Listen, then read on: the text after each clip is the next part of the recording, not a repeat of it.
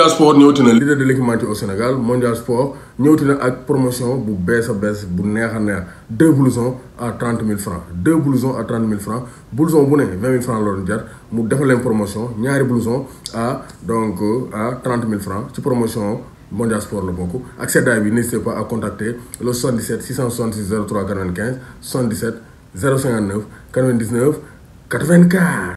Bonjour à toutes et à tous, bonjour à tous les suiveurs et à tous les inconditionnels de Grégoire Omnisport. Jour J-1 pour la liste d'Aliou Cissé. Aliou Cissé war naa joxe suba 10h listam pour le match Sénégal-Égypte au Caire mais aussi au stade Abdoulaye Wade de Diamniadio. Donc liste boobu nag ñu ngi koy xaar bu baax a baax mais avant ñu wax ci liste bi on félicite les Lions qui sont qualifiés pour les quarts de finale de la C1. Donc on a Sadio Mané avec Liverpool, on a aussi qui dit Edouard Mendy qualifié avec les Blues de Chelsea, équipe bu mag bi. On a Boulaye Dia avec Villarreal qui s'est imposé face à la Juventus de Turin, même si Boulaye Dia n'a pas été déterminant. Et aussi on a Bouna Sarr remplaçant aussi avec le Bayern de Munich. Donc Sadio Mané et Edouard Mendy ñooy les titulaires indiscutables dans le club. Mais Bouna Sarr ak kii di Boulaye Dia. Donc Boulaye Dia avant muy dem CAN il était vraiment en forme, mais actuellement Danjuma est devant l'international néerlandais, donc pète le feu et actuellement il est le buteur patenté d'Unai Emery, l'expérimenté entraîneur de Villarreal. Donc gis nañ ne donc match bi dina ñëw le 25 ak le 29 mars, un titre à digérer parce que les lendemains de titre sont très compliqués.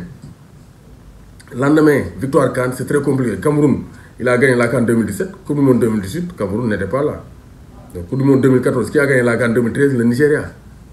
Donc mais le Nigeria s'est qualifié pour la Coupe du Monde 2014 moom ñoom Belgique ak Argentine ñoo bokkoon poule côté boobu y a pas de problème. Mais il faut savoir que on ne doit pas dormir sur nos lauriers. Égypte gagné na fi ay CAN yu bari mais ils ne sont pas qualifiés pour une Coupe du Monde.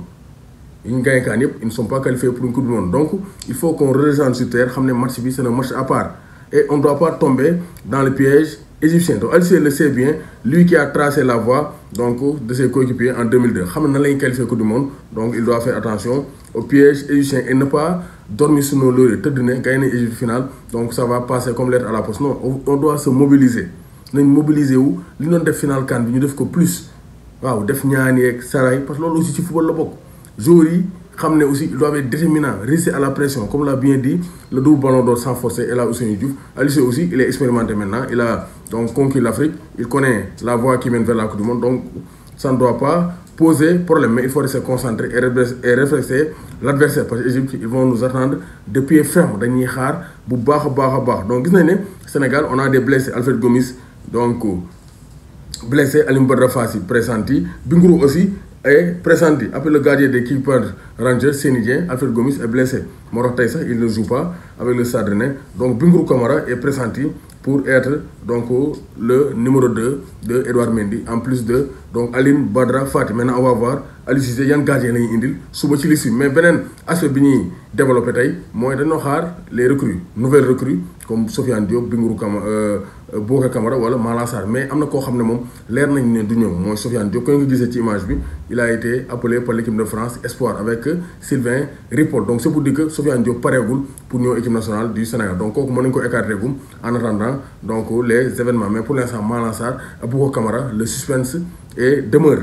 Suspense bi mu ngi demeurer donc et maa ngi remercier bu baax Libaas Diémé borom France borom Parcelles borom Ziguinchor moom moo dóor information boobu. Donc Sofiane Diop liste baa ngi noonu donc avec Sylvain Ripoll il va pas répondre au Sénégal, il est déjà sélectionné avec l'équipe d'espoir française. Donc Malang Sarr ak Boka Camara le suspense demeure même si record waxoon na ne donc ñoom ñëpp kenn du ci ñëw mais le suspense demeure tant que Aliou Cissé joxul listam on ne peut pas vraiment trancher.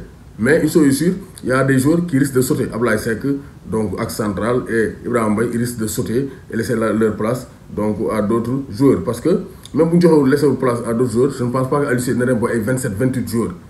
Je ne pense pas. Peut-être qu'il va se limiter à 25. Maintenant, on va voir ce que ça va donner demain. Mais Sofiane Diop, du bokk ci liste bi loolu leer na. Malang Sarr ak Boka Camara, le suspense demeure. Quelles seront les nouvelles recrues d'Aliou Cissé kenn xamul. Donc wax nañ ay joueurs yu bari ay Pape Ousmane Sakho, Khadim Diaw, Malang Sarr, Boka Camara, donc ñoo Ama Ndiaye Diédhiou et tout ku ne mën ngaa ñëw renforcer l'équipe nationale du Sénégal. Maintenant John Lopy maa ngi koy bëgg a fàtte mais kooku jarul fàtte, il peut être un remplaçant crédible à Idrissa Gana Gueye dans l'entrejeu. Lui il incarne l'avenir, John Lopy. Donc ça c'est très clair. Maintenant on va aborder le problème Sadio Mané. Sadio Mané gars yi Klopp dafa attaqué Klopp est en colère parce que nee na on doit pas donc vraiment s'acharner sur Sadio Mané parce que Sadio Mané c'est pas un joueur qui plonge c'est pas un tricheur parce que gis na ne arbitre yi dañuy commencé di donc indil atte ñàkkal Sadio Mané di ko indil giita ngaas di sonal Sadio Mané moo tax Klopp il a tapé du poing sur la table mais ça doit cesser. Sadio Mané du joueur qui triche, il est sérieux et il va jusqu'au bout de ses efforts parce que Guardiola moo ko fi attaqué woon donc c'est un plongeur mais Sadio Mané c'est pas un plongeur moo tax match jour boobu face à City Alexander Arnold dafa centré Sadio Mané naaw plongé ne ko nii lay dugalee man nii lay plongé damay plongé dugal mais je ne plonge pas pour tricher donc Klopp nee na nañ bàyyi Sadio Mané c'est pas un tricheur il plonge pas bu ko laalee rek ça veut dire faute dafa am doomu Gaynde Njaay warul tiit warul ragal. Gassama il a réalisé son premier entraînement avec Sabadell en 3e division donc fële ca Espagne doomu Gaynde Njaay warul tiit warul ragal. Donc demain on se rendez-vous demain direct naam juste après la publication de la liste d'Aliou Cissé direct à Mondial Sport avec Grégoire ñu mën a débrief liste bi mën a xool donc joueurs yi ñu woo ndax ils seront en forme pour faire face à l'équipe nationale égyptienne les pharaons d'Égypte. Sadio Mané